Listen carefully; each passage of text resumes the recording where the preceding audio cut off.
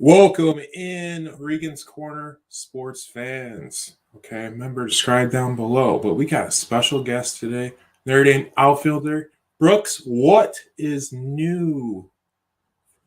Not much. Just got our preseason going. First team practices rolling around this past weekend, and just attending class and getting ready for the season.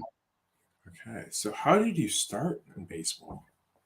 So I moved here to the States from South Africa, and the first time I picked up a baseball was when I was 9 years old. A travel coach saw me play flag football, actually, and he saw I had a strong arm, and I kind of got invited to a private tryout with the team, and didn't even have a glove, didn't even have a bat, just kind of showed up to a field and threw a ball around, and that's kind of how I got things going. Okay, so let's kind of take us back into when was the time you came here from South Africa to the States? I was 9 years old, so that was around 2009. Nice. Okay, so how was South Africa versus here in the United States with kind of sports and stuff like that? Yeah, sports and stuff like that. It's rugby and soccer is king down there. And I grew up playing cricket. My dad was a huge rugby and track guy.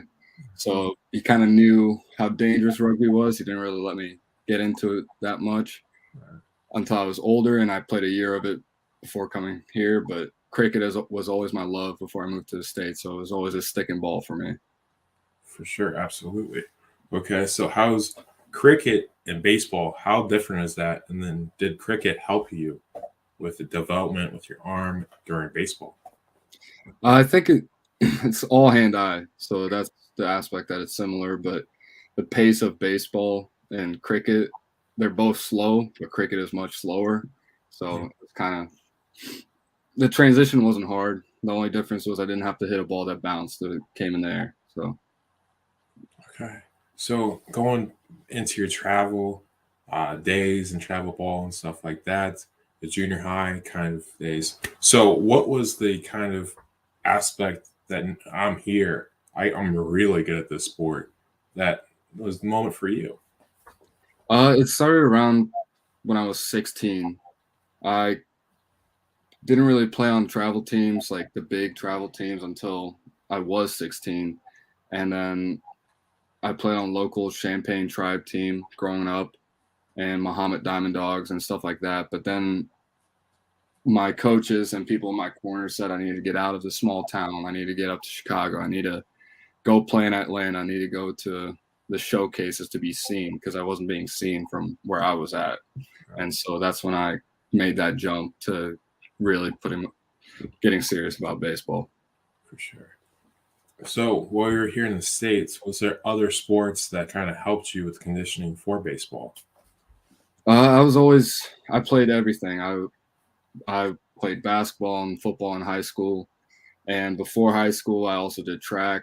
I I was just always around multiple sports, and I think that's something that's being lost nowadays. Is people just focusing on one sport and it's limiting you.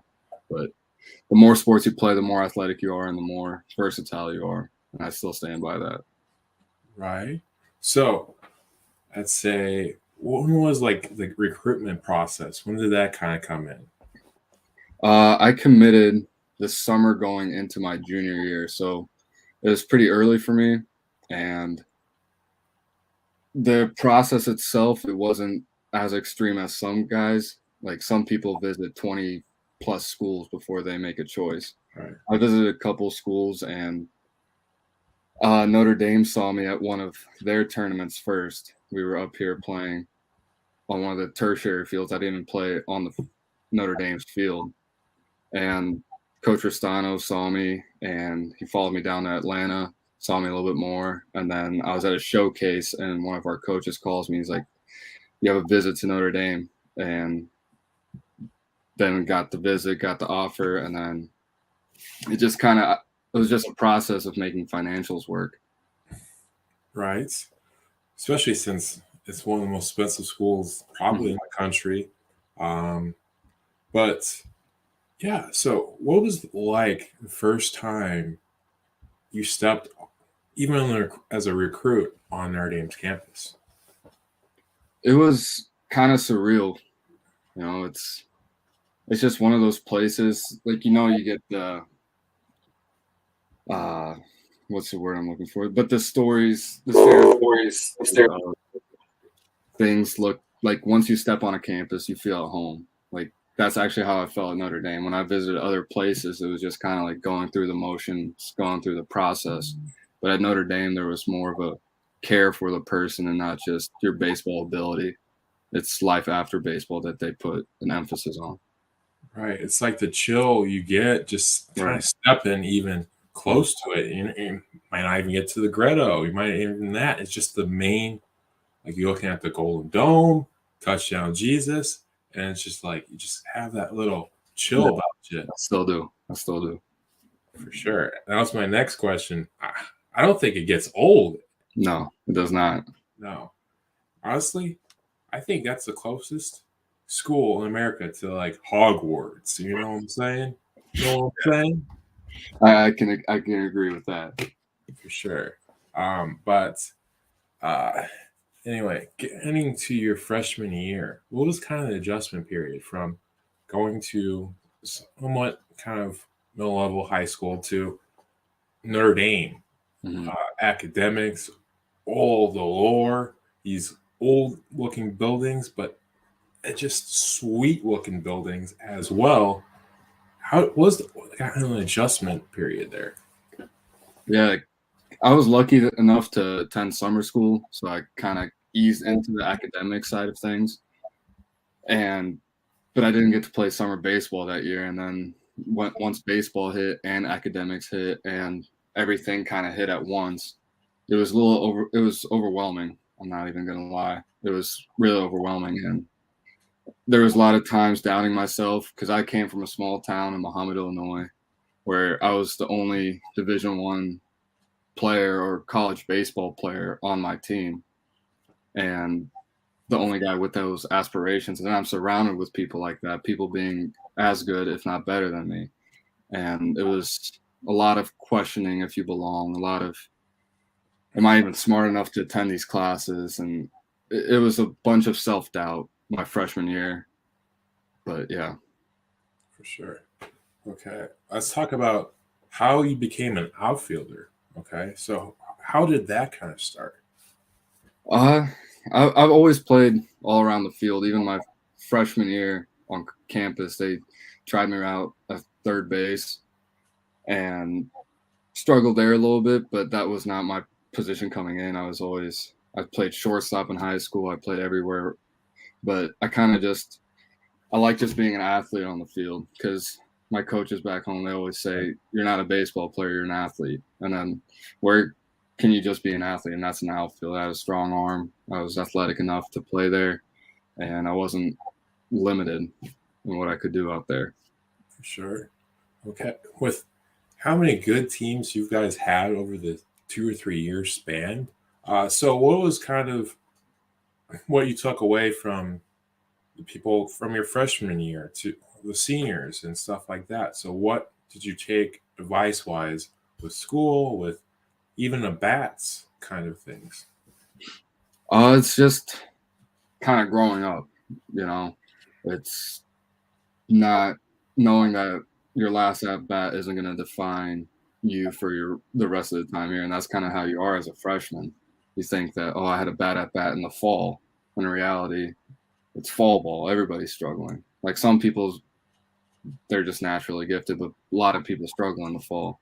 And I think that's the biggest takeaway from the upperclassmen and people before me gave me. And it's just kind of like not holding on to the little things and just being able to flush stuff. Nice. Okay. So, what is like the mental approach that you take almost every at bat going up there? Mental approach, that's something that Coach Link has kind of really emphasized since he's been here. Is it's not more, it's a lot approach based. And kind of for me personally, it's all about competing. It's not really, sometimes, a lot of the times, you know what the pitcher has and what he's got. Mhm. And I always take pride in how comfortable I am with 2 strikes. And that's just kind of my mentality, is just being able to compete. And that's what it comes down to. When in doubt, I'm just trying to compete. I'm not thinking about my swing, the pitches. It's me versus you. And that's what it comes down to when I'm in the box. For sure. Sounds like you have the Anthony Rizzo approach to it, where it's Well, just a little bit. Because I've seen you working, okay? Dingers, that's going up. The batting average is going up. So let's take it into the sophomore year a little bit here with the COVID, and then kind of cut through half of your year here. So before that variant came to tuition, what was kind of the bats kind of like during that year? say that again. So before like COVID kind of cut the season short, what was kind of the mindset going into that year? Before that year, we got a new coach. We got a new catching coach. We got a new outfield coach. We got everything flush besides the pitching coach. So it was kind of like and before that, we struggled a lot. So getting that new coach and stuff like that, but still having the same players, it was just kind of the approach of, let's reset. Let's get it going. We're tired of losing. And I think that mentality showed on the field that year until it got cut short before a series against Louisville. Right, for sure. So didn't for the COVID year and stuff like that, the time adjust to the coaching staff and everything like that, getting cut short, did it actually help you guys in the long run the following year in your junior year? I think it's hard to say that COVID helped you because it set so many people back, but I think it's just the thing that season brought us into my junior year was just that taste of success, sweeping UNC before an ACC series, and just kind of being dominant. And then you get a taste of that. You get the same guys back. You get other key pieces back. It was just having that taste kind of gave us momentum going into that year. For sure. Okay, we're going to fast forward a little bit, and then we're going to go back and forth with this year and the junior year because it's a very important year for you. Okay, let's go to the Yukon series. Wait for it, South Bend. You haven't hosted a series in almost a decade. Okay, and then you guys just came out with the bats, and just took it to Yukon. Okay, so how was that? How was the kind of feel before that game? Yeah, that was also the first time all year at Notre Dame that we could have fans that weren't just family. So we had the stands packed, and it was the first time all year, and it's the first time that place has been like that in a long time.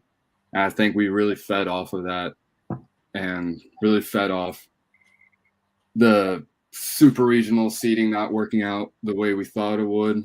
And it was just kind of, we were playing with a chip on our shoulder, and nothing was going to stop us.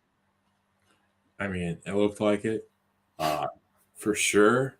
Just going through Western Michigan, Eastern Michigan, we don't care who Michigan we're playing against, and then Yukon, and then we go to the super regionals, okay, and then we play against Mississippi State. So what was kind of going into down south in Starksville, Mississippi? What was kind of the series kind of vibe for that kind of series? It was the same mentality that we had going into the regional. It was just kind of playing with the chip on our shoulder, getting mad that we weren't hosting that game. And then we outscored them 24-20 in that series. It's just they got crucial hits at the right time, and that's what it came down to. But that place was probably one of the most amazing places I've played in. And the dude effect, it was nuts. It was the highest attendance in NCAA history for a super regional, and you could feel it. There was a buzz, and I had the student section in my ear in right field the entire time with pictures of me with face cropped out with my girlfriend with Tanner Allen's face on top of mine. It's like that's the first time I played in a baseball environment like that. In high school, you do that with basketball Right. all the time, but baseball is usually you're isolated. But there, everything's on top of you. The fans start rolling in at as soon as the gates open. That the stands are filled for your batting practice. That's how much they love baseball down there, and that was an amazing environment. Ball that didn't happen how we thought it was, but yeah, it's still kind of bad taste in my mouth from that series, but it is what it is. It is what it is. But you still got a homer on that one. It's still good motivation for this year coming up. Mm-hmm. Okay. Especially since you guys were so close to being the champions of the national champions. We don't know what you guys could have done in Omaha. Okay. That should be a feather to you guys' cap. Okay. So what was like throughout your 3 years here in Notre Dame? What was the most interesting chance posing fans made when you went to road trips? It's probably goes back to my freshman year. So I had a long mullet, and we were playing down in South Carolina, and the Clemson fans loved me. They started chanting. My hat fell off. I was playing left field, and I'm running towards a gap, and my hat falls off, and the mullet comes out. And all of a sudden, chants come of like, take it off. And then as soon as I take it off, the crowd goes nuts. And then when I stepped into the box, they would be going crazy for me. And then I had people tweeting at me. And then we go to Western Carolina, and they had some fans up in the hills tweeting at me after the game. And they had a megaphone complimenting my hair because the mullet's king down there. But right. I mean, hey, Brooks. I mean, this right here, right now, it looks fresher than that mullet. Because I saw some pictures of that mullet, but look, right now, where you at, it looks fresh. Okay. I appreciate it. But all seriousness, yes, for sure. That's a pretty funny story. Okay, and let's go to the NIL deals. Okay, so how's that much different from your first 3 years at Notre Dame to now, where you're able to make money off your likeness and the rules? There's few rules in there from the NCAA still, but it's still not like a death grip like it was before. Right.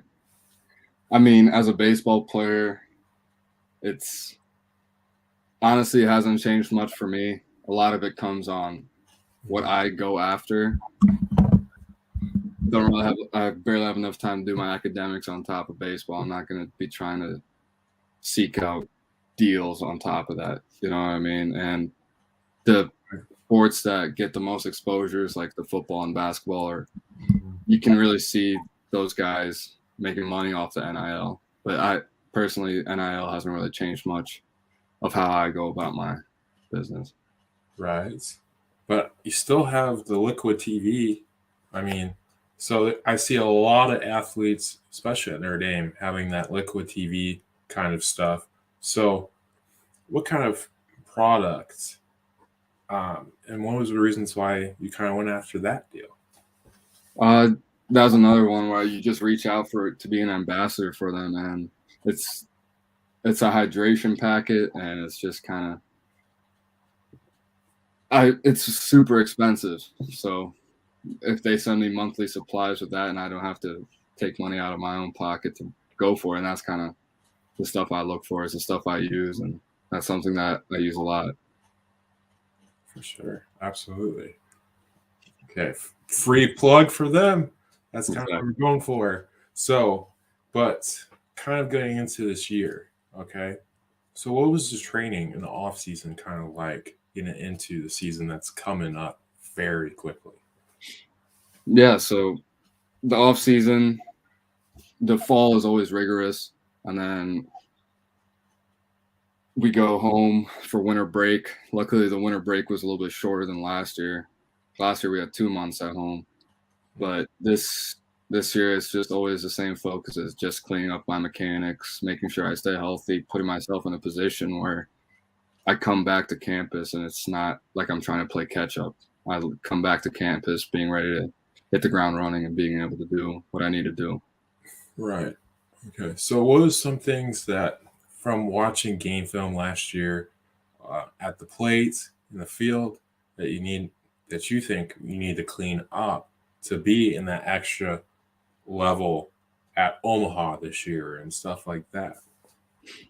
For me personally, it's just consistency with my at bats because I would go really good or really bad. It was never just consistency throughout my at bats, and that's kind of been Mhm. something I've been working on a lot. And a lot of it's kind of where I stand in the box. That's something we've been playing around with a lot, and just kind of how I am, my position wise, just from a at bat standpoint. And fielding wise, it's just always taking my reps as best as I can in the outfield during batting practice and making the most out of them. Because once we're like right now, we can't see fly balls or anything. So just keeping that in mind. Okay, for sure. So, how do you like since the season's in February and stuff like that, being in a cold weather climate like we are here in Northwest Indiana, how do you see fly balls? How do you see like in-game action consistently? How does practice kind of go about all that stuff? My freshman year, we went to Arizona State with all the outfielders not even seeing a ball fly. All we were limited to was the coaches throwing the ball at us. But this year and last year too, Coach Link really puts an emphasis on us being able to track down balls and us. So we used the indoor track facility called Loftus here at Notre Dame, and we open it up and then we have 100 yards. So we're limited to center field mostly of making our throws, but we have an infield set up so we can make all our throws. And then the assistant coaches, they hit balls off of the tee with a softball bat, or he launches it off the machine. So we have 100 yards to work with and run around. So he has us running around a lot after fly balls, and that's the closest thing you can get to it. I mean, that's good because you still get that little thing in the air. You kind of get where the laces are coming down Right. and stuff. So at least you're getting something.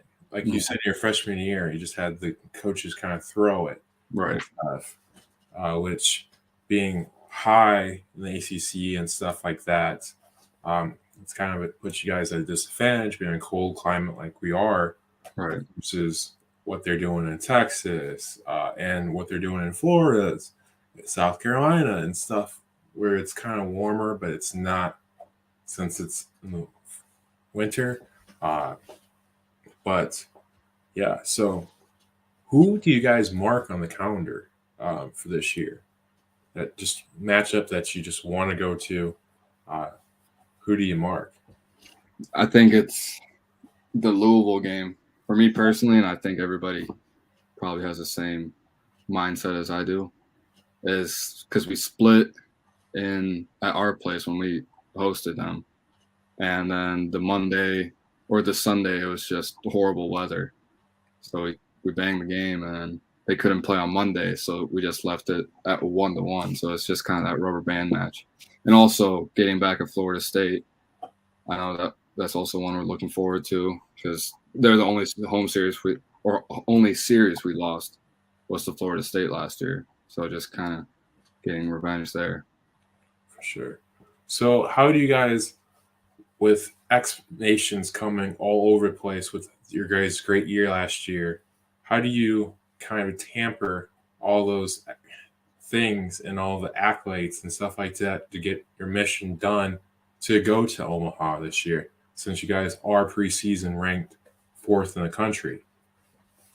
I think the way we go about our business it doesn't change from what we did last year. It's we know what it takes. We know how to get to that point, and just because the expectations are higher, it doesn't mean you have to change what you're doing, but you're going to work harder. And you still have that chip on your shoulder because people don't think that we belong still. So it's just kind of using that doubt and hate to motivate us. For sure. I like it. I like it. I got the little Rocky mentality going here. Okay. that leads us into our last segment of the day, the hot corner. No puns intended. You know what I'm saying? Because of Regan's corner. But Brooks, what's your all-time favorite sports movie? All-time favorite sports movie. Oof. I mean, if I'm watching Netflix or something and the Benchwarmers is on, I'm gonna watch it. But Yeah. same with the Sandlot. The Sandlot, I think OG Sandlot, that's probably my all-time favorite movie. Hey, there's so many great baseball movies. So many. I like it. Benchwarmers and Sandlot, they're up there. They're up there. Okay. Okay. Are you superstitious for any of your games? I'm very superstitious. It's all goes into my routine. If I drink one energy drink flavor and I hit well that day, I'm going to be drinking that same thing. If I wore an arm sleeve and I hit well, I'm going to be wearing that. If I wore a pair of socks, I'll wash the socks, but I'm still going to be wearing that same pair. My routine is kind of where I get superstitious. Okay. I like it. I like it. I like it. I like it a lot, Brooks. Okay. So what is, let's see, your go-to meal? My go-to meal when I'm on campus or at home, just Hey, while you're on campus. when I'm on campus. Oh,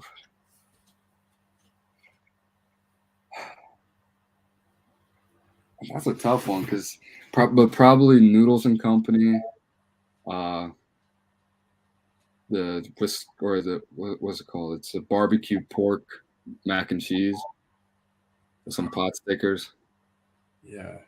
I'm trying to think too, but I mean, that just sounds good, you Yeah, know, for and we sure. just got a Noodles and Company on Eddy Street now, so Ooh, it's a good spot. I mean, that's your spot because that's your meals, you know what I'm saying? Okay, so if you had two, okay, like a drinking company or something like that, like something like energy drink wise or a clothing company, what would your two dream uh, endorsements be on both sides? So energy drink, probably. I drink Bang a lot. I probably drink it too much, but if you're a baseball player, you run off a lot of caffeine. And clothing company wise, I don't know. Probably Under Armour. I love their clothes. That's probably the Notre Dame in me saying Under Armour, but I never really got into Lulu. Couldn't pay that amount for something, but Under Armour has always been my go-to, regardless. For sure, same with Under Armour. Okay, so welcome to Regan's Corner Athletes, Brooks. Okay, we'll put you into the March Madness bracket, so you have a chance to get the 2 golden tickets. Okay, that we would give to our athletes, and after you get 5, which would be 5 months winner and stuff like that, usually the winner of the monthly Larry Knowlton Award, uh, named after my grandfather, who was a former pitcher, almost went to the pros. But anyway, then we will give like prize money and stuff like that and everything like that. But we'll have a free Regan's Corner shirt for you. After we're done with the interview, we'll start making and this and that for Regan's Corner merch stuff on our website. But it was a pleasure because, as you can tell, I am a Golden Domer through and through. Okay. I love Notre Dame. Okay. Anyone we can get on here on this podcast that's Notre Dame affiliate, I will do it. Okay. So, Brooks, thank you for coming on. Appreciate you having me. You're welcome.